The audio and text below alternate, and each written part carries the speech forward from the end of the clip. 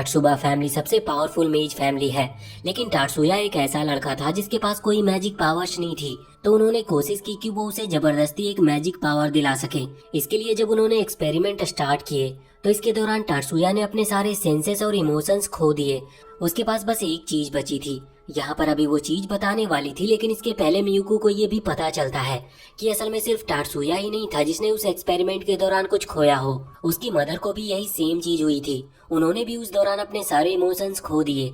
यहाँ पर मियुको को जानने को मिलता है कि टाटसुया के पास अब सिर्फ एक ही इमोशन बचा है, जो था उसकी बहन के लिए उसका प्यार। इसीलिए वो उसकी सिस्टर के लिए कुछ भी कर सकता है और उसी चीज का बदला लेने के लिए अभी वो उन लोगों पर हमला करने के लिए गया है। अब ये सुनकर मियुको को और ज्यादा बुरा लगने लगता है और अब यहाँ पर उसे डबल बुरा इस चीज से भी लग रहा था क्योंकि उसकी मदर के पास इमोशंस नहीं है। तो अगर वो टाटसुया को इस तरह से ट्रीट करती है तो ये नॉर्मल सी बात है, लेकिन मियुको के पास तो इमोशंस हैं। फिर आखिर वो उसे इस तरह से क्यों ट्रीट करती थी, जबकि टाटसुया हमेशा से उसकी हर बात मानता आया है। इस तरफ हम देखते हैं कि अभी टाटसुया के सामने 6 और शिप्स आ गई थी जो कि पावरफुल थी और इन्हीं की तरफ हमला कर रही थी।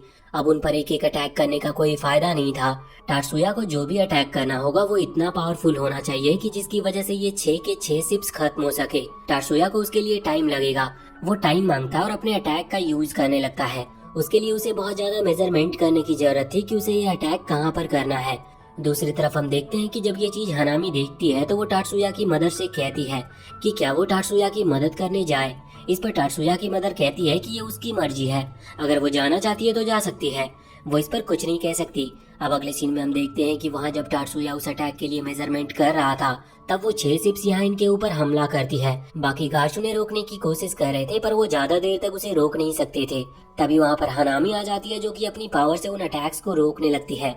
कुछ देर तो वो उन अटैक्स को रोकने में कामयाब रहती है क्योंकि उसने बैरियर का यूज किया था, लेकिन इस बैरियर को बनाने में उसकी पूरी एनर्जी खत्म हो चुकी थी और वो खुद भी एक एआई रोबोट है, इस वजह से जल्दी वो पूरी तरह से खत्म होने वाली थी।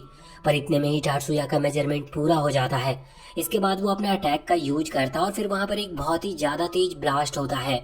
ये ब्लास्ट इतना ज्यादा तेज था कि वो 6 शिप्स और साथ ही साथ बाकी जो सोल्जर नॉर्मल शिप्स पर थे वो सभी वहाँ पर मारे गए थे और एक बहुत बड़ी पानी की वेव इनकी तरफ आ रही थी, पर ये किसी तरह से वहाँ से भागते हुए बच जाते हैं।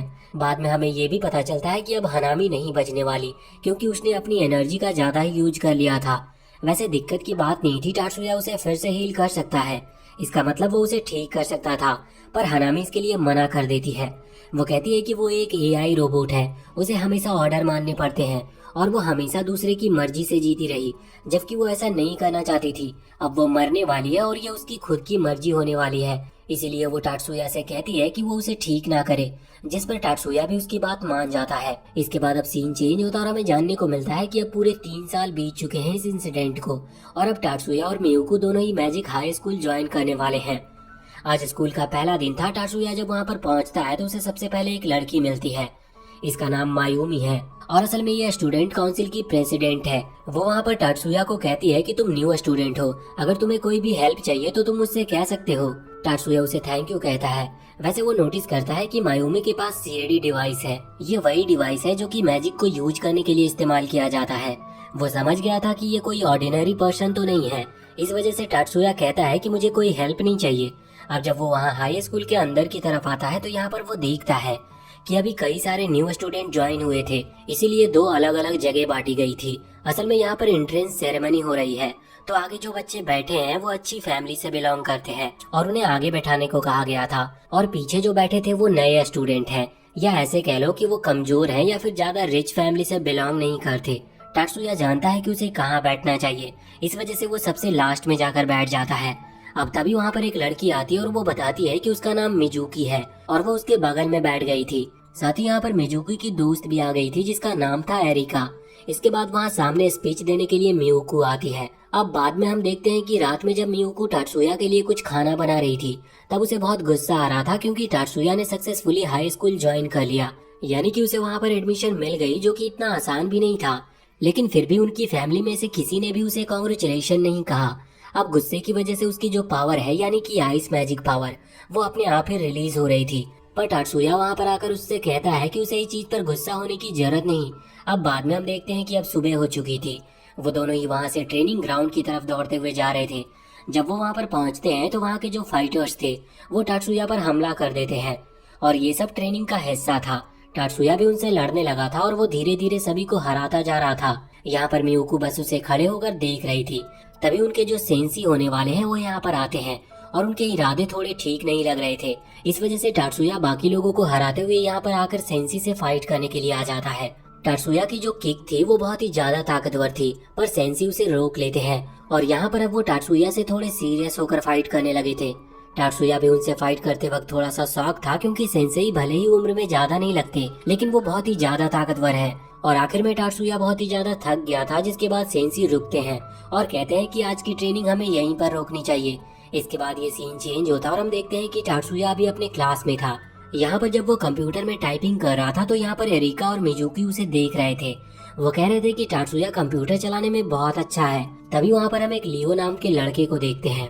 ये यहाँ पर टाटसुया की टाइपिंग स्पीड को देखकर बहुत ही ज्यादा हैरान था। वो कहता है कि तुम सच में कंप्यूटर चलाने में बहुत अच्छे हो। वो अपनी पावर बताता है। वो असल में रीइंफोर्समेंट मैजिक पावर ऑन करता है। यहाँ पर वो टाटसुया की पावर के बारे में भी पूछ रहा था, लेकिन टाटसुया कहता है कि उसके पास ऐसी कोई खास मैजिक पावर नहीं है। वो बताता है कि उसे मैजिक इंजीनियर बनना है। इस पर लियो थोड़ा सा हैरान था। वैसे तभी वहाँ पर अब टीचर आ जाती है, इस वजह से वो बात करना रोक देते हैं। बाद में लंच के टाइम वो साथ बैठकर लंच कर रहे थे, तभी वहाँ पर मियुको आती है और वो उन्हीं के साथ लंच करने वाली थी। तभी उसकी रैंक के मतलब उसके जितने पावरफुल जो कि अपर क्लास में रखे गए थे वो सारे बच्चे आ जाते हैं। उनमें से एक का नाम सन है। वो यहाँ पर मियुको से कहता है कि तुम इनके साथ लंच मत करो, ये कमजोर स्टूडेंट्स हैं, तुम्हें हमारे साथ चलना चाहिए। लेकिन अब इस पर लियो को बहुत गुस्सा आ गया था। वो तुरंत ही सन को फाइट करने के लिए चैलेंज करता है और इसके लिए सन भी तैयार था। लेकिन तभी टाटसुया वहाँ से जाने लगता है और कहता है कि हमें लड़ना नहीं चाहिए।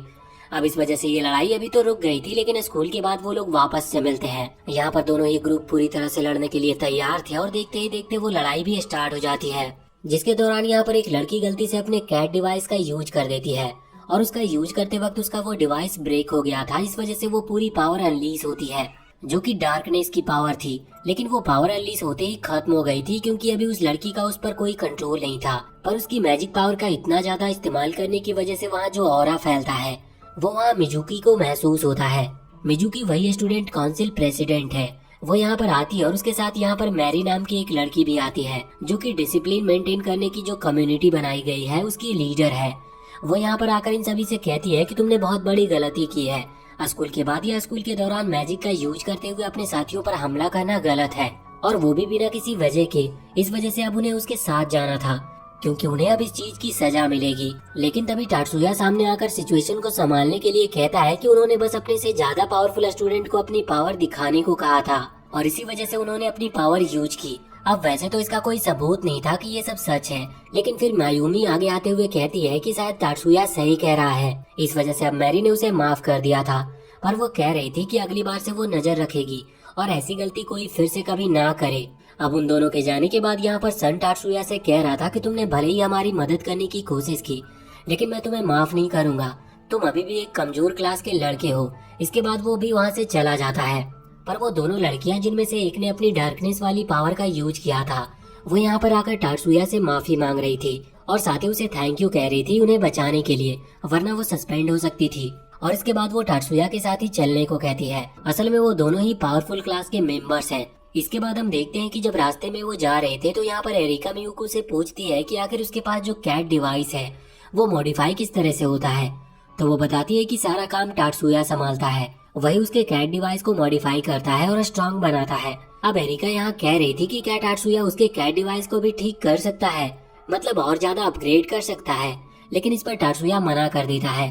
अब अगले दिन हम देखते हैं कि जब वो वापस से स्कूल आ रहे थे तभी मायूमी वहाँ पर आती है और उन्हें रोककर कहती है कि उसे कुछ जरूरी बात करनी है, इसीलिए वो लंच में उनसे मिले। अब लंच के दौरान हम देखते हैं कि मायूमी बता रही थी कि उनके स्टूडेंट काउंसिल में एक पोजीशन खाली है, इस वजह से वो यहाँ पर मियुको को इनवाइट करती है। पर इस पर मियुको कहती है कि टाटसुया उससे ज्यादा टैलेंटेड है, इसीलिए उसे ही ये पोजीशन मिलनी चाहिए। लेकिन अभी सिचुएशन और जरूरत को देखते हुए मियुको को उसके लिए सिलेक्ट किया गया था। वैसे तभी मैरी कहती है कि उनके डिसिप्लिन कम्युनिटी में भी एक पोस्ट खाली है, जिसके लिए टाटसुया अप्लाई कर सकता है। इसके बाद हम देखते हैं कि अभी वो लोग अपनी एबिलिटी को चेक करने के लिए गए थे। वहाँ उन्हें एक चीज पर अपनी एनर्जी डालनी थी। वो चीज अपनी जगह से मूव करेगी और उसकी जो स्पीड है उससे पता चलेगा कि इन लोगों के पास अपनी मैजिक की एनर्जी कितनी है। एरिका यहाँ पर सबसे पहले कोशिश करती है। उसकी एनर्जी फिर भी ठीक थी, पर टाटसुया जब कोशिश करता है तो वो जो चीज थी वो बहुत स्लो मूव करती है। इस वजह से टाटसुया खुद से सोच रहा था कि सच में वो बहुत ज्यादा कमजोर है और उसकी मैजिक पावर सबसे बहुत कम है। वो शाम के समय जब वहाँ काउंसिल हॉल में जा रहा था तो सोच रहा था कि उसे डिसिप्लिन कम्युनिटी में ज्वाइन नहीं होना चाहिए, उसे इसके लिए मना कर देना चाहिए।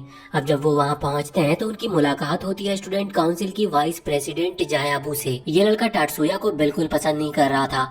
वो तुरंत ही आगे आता और टाटसुया को इग्नोर करते हुए मियुकू को हेलो कहता है। मियुकू को भी ये लड़का बिल्कुल पसंद नहीं आया था, लेकिन अब वो स्टूडेंट काउंसिल का वाइस प्रेसिडेंट है, इस वजह से वो भी उसे हेलो कहती है।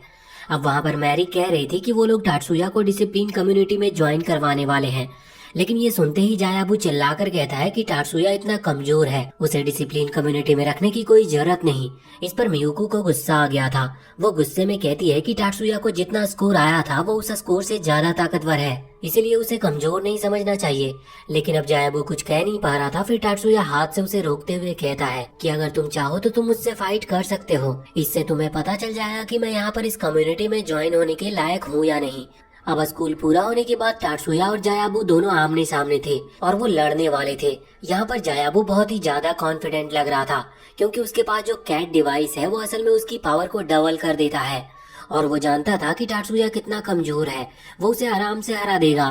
पर अब जब फाइट स्टार्ट होती है और जैसे ही जायाबू अपने कैट डिवाइस को एक्टिवेट करता है, इतने में ही वो डिवाइस काम करना बंद कर देता है और जायाबू हार जाता है। ये गेम शुरू होने से पहले ही खत्म हो चुका था, इस वजह से बाकी सभी बहुत ही ज्यादा हैरान लग रहे थे। साथ ही साथ यहाँ पर टाटसुया जायाबू के पीछे आकर खड़ा था और ये सब इतनी जल्दी हुआ कि किसी को कुछ दिखाई तक नहीं दिया। टाटसुया यहाँ पर जीत गया था, मगर बाद में वो लोग उससे पूछते हैं कि आखिर उसने कौन सी टेक्निक का यूज किया।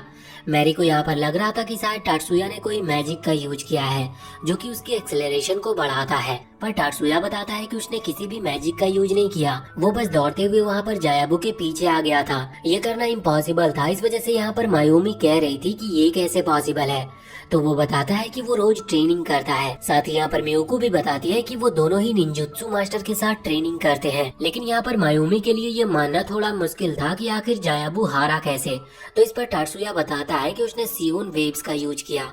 सियोन वेव्स असल में ब्रेन के ऊपर असर करती है, जिस वजह से जायाबू खुद के मैजिक पर कंट्रोल नहीं कर पाया और नीचे गिर गया। पर इतनी ज्यादा हाई सियोन वेव इतनी कम एज में यूज कर पाना नामुमकिन था। टाटसुया बताता है कि उसने एक साथ कई सारे सियोन वेव्स का इस्तेमाल किया था। वहीं पर एक लड़की खड़ी थी जिसका नाम सुजूने है।